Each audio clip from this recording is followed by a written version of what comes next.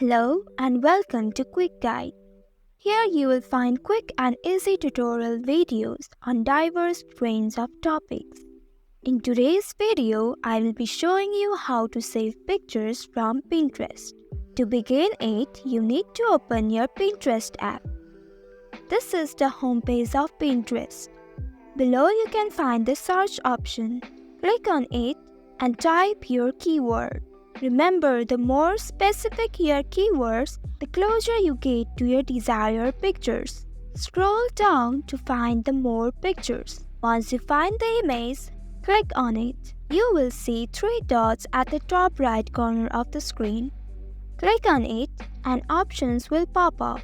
You can see the option Download Image. That's what we need.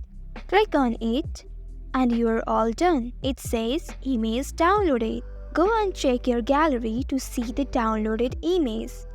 If you want more pictures, you can again explore down here. Also, you can utilize the search filters to refine your results. That's all for today's video. Thanks for watching.